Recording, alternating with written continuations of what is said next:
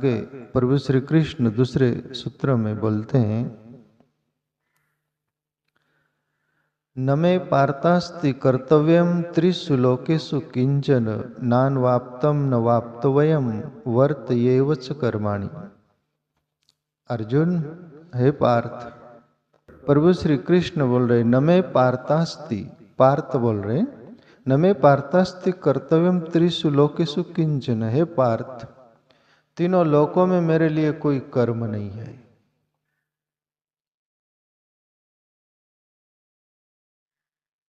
फिर भी क्या बोले, नान्वाप्तम वाप्तव्यम वर्तयेव च कर्माणि, फिर भी मैं कर्म करता हूँ, मुझे करने की जरूरत नहीं है, फिर भी मैं करता हूँ। अब वो क्यों? अर्जुन, मुझे इन तीनों लोकों में न तो कुछ कर्तव्य है और न कोई भी प्राप्त करने योग्य वस्तु अप्राप्त है। जो भी मैं कर्म में ही बरतता हूँ। दुनिया आलसी प्रमादी है और श्रेष्ठ पुरुष को, उत्तम पुरुष को, अच्छे व्यक्ति को बहुत सारा झटना पड़ता है हर बात में। आलसी प्रमादी लोग पहले ही आलस में जीते हैं, प्रमाद में जीते हैं, वो कुछ करना भी नहीं चाहते, उनकी नीति दानती नहीं होती। जैसे आपके घर में कोई विशेष एकादा लोग होते हैं, और ज़्यादा भी हो सकते हैं, पर एकादा तो रहता है कोई न कोई, तो साफ सफाई का बहुत ख्याल रखेगा, कुछ बातों का बहुत ख्याल रखेगा, तो सबसे ज़्यादा उसी को ही काम करना पड़ता है ना। आलसी प्रमादी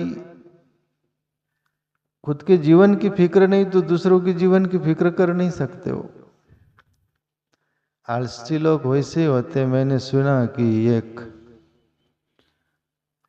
आलसी प्रमादी लोगों में एक बार सभा भरी, कहते हैं 1 किलोमीटर दूर गांव नगर जो था, वहां से सभा दूर थी। आलसी प्रमादी पर शर्त रखी गई कि जो उत्तम क्वालिटी का आलसी प्रमादी होगा उसको इनाम दिया जाएगा।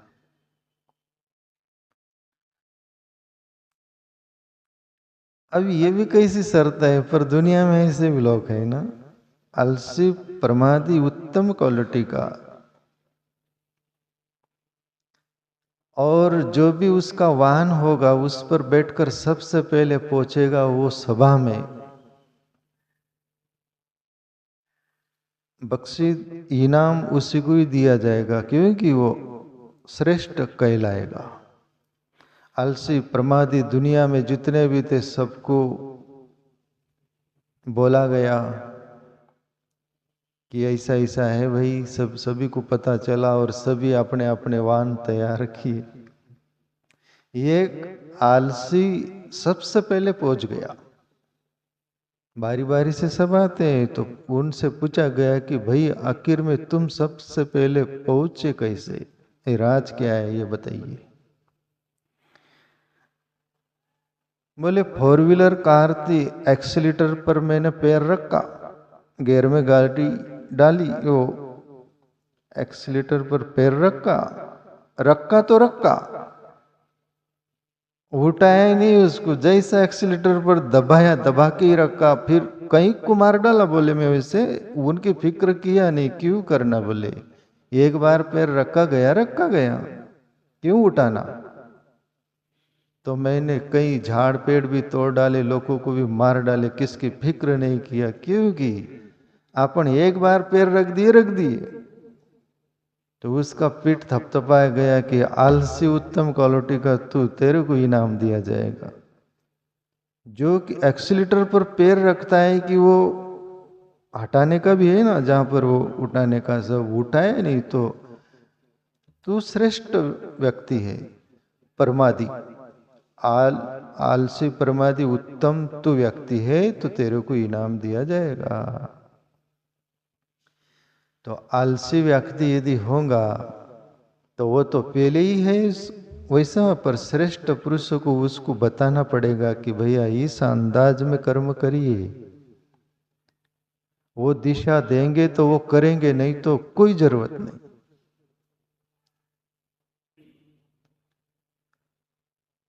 परमाद्य व्यक्ति फिक्र कहाँ करता है, पर जो फिक्रमंद होता है वही करता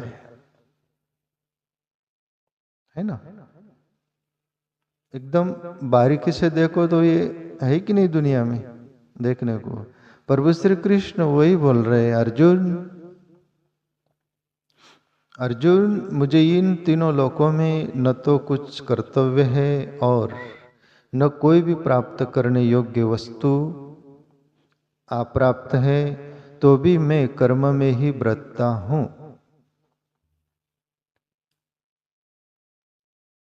बिल्कुल ये सही है प्यारे मित्रों। कुछ ऐसे लोग होते उत्कृष्ट श्रेष्ठ, जिसको कुछ भी जरूरत नहीं होती, फिर भी समाज के लिए प्रेरणा स्रोत बनते हैं, मार्गदर्शन करते, मार्ग बताते हैं। ये सही बात है ना। आगे प्रभु श्री कृष्ण बोलते हैं, अर्जुन यदि ही अयम न वर्तेयम जातु कर्माणि अतेन्द्रित मम वर्तम अनुवर्तन्ते मनुष्य पार्थ सर्वस्व। क्योंकि है पार्थ, यदि कदाचित मैं सावधान होकर कर्मों में न बरतूं तो बड़ी हानि हो जाए, क्योंकि मनुष्य सब प्रकार से मेरे ही मार्ग का अनुसरण करते हैं। प्रभु श्री कृष्ण जैसे उनके लिए अकेले के लिए बोल रहे हैं ऐसी बात नहीं, तुम अपन सबके लिए बोल रहे हैं। अपन जहाँ भी रह रहे हैं, घर में, समाज में, दुनिया में, जहाँ भी तहाँ भी आपकी जो फर्ज है वो पूरी फर्ज निभाइए।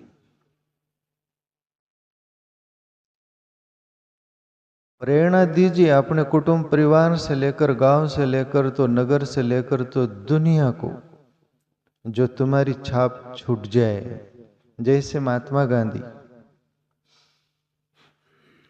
गांधी का वैसे ही वो अच्छे घर से थे और साउथ अफ्रीका में भी बैरिस्टर रहे, वकील, और महात्मा ही थे, इसलिए महात्मा स्वभाव के थे ना, इसलिए महात्मा गांधी बोला गया ना।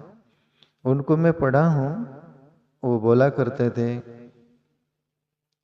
कि बोले मैं, यानी वो महात्मा गांधी खुद, उनकी जो रूम थी, कुटिया थी, खुद झाड़ू मार देते और कपड़े भी खुद धो डालते थे।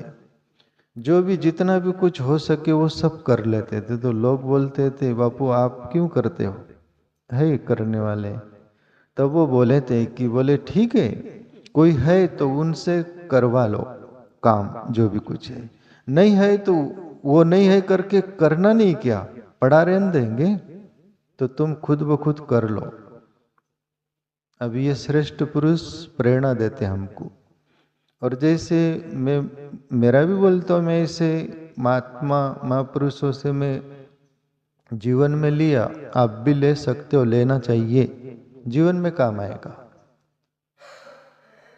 अभी ये बच्चे लोग ये सभी में इनके वो उन पर आधारित नहीं रहता, जो मुझे करना है या वो सब मैं कर देता हूँ, है। कर सकते हो तो पहले आ जाते सब यहाँ पर, ये पूरा काम, पर मेरे से जितना हो उतना करना चाहिए।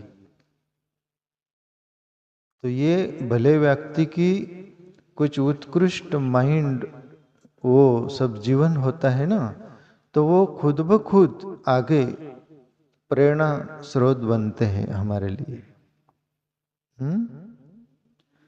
कहीं के लोग चाय पी लेंगे तो वो कप वहीं पड़ा रहेगा, चिट्टिया सब वो सूखा जाएगा, सब कुछ हो जाए, क्या फिक्र है, शादी किस लिए की।